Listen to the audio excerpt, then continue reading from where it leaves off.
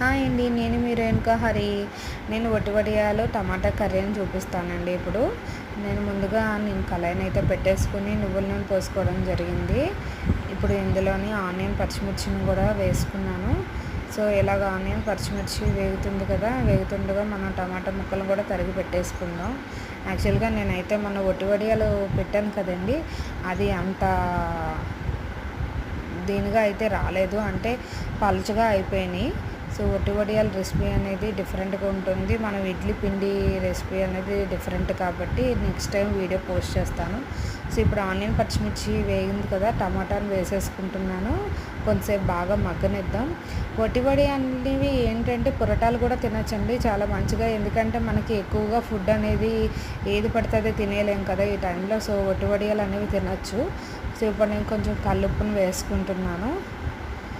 ఎందుకంటే వట్టి వడియాల్లోని non veg తిన్న వాళ్ళు అయితే కొంచెం నెత్తాలు అనేవి వేసుకుంటే, ఎండు నెత్తాలు ఉంటాయి కదండి, వేసుకుంటే కొంచెం టేస్ట్గా బాగుంటాయి. ఇప్పుడు కొంచెం పసుపు వేసుకున్నాను, చిటికెడు పసుపు. అలాగే కారం 1½ స్పూన్ తీసుకుంటున్నాను. కూరకు తగ్గట్టు కారం ఉండాలి, మరీ ఎక్కువగా ఉన్నా తినలేం కదండి. సో 1½ స్పూన్ కారం తీసుకున్నాను.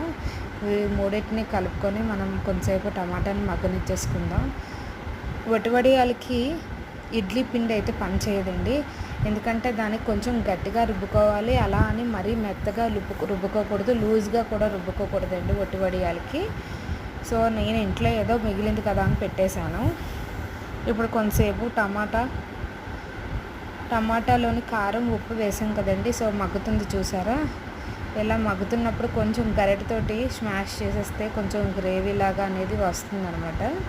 అంటే వాటర్లా కాకుండా గ్రేవీ అనేది కొంచెం ముద్దగా వస్తుంది. ఎందుకంటే టమాటాని అలానే జ్యూస్ కొట్టి వేసుకుంటే, మిక్సీ పెట్టేసుకొని వేసుకుంటే మరీ అంత బాగోదండి.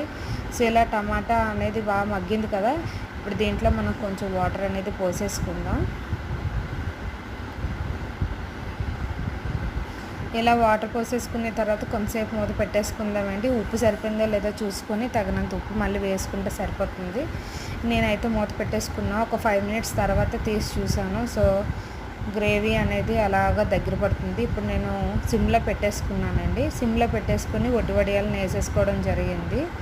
ఎందుకంటే ఇది దించే ముందే వేసుకోవాలండి.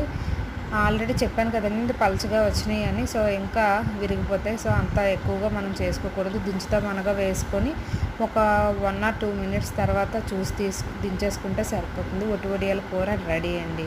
మీరు కూడా ఒకసారి ట్రై చేసి చెప్పండి. Please subscribe. Thank you.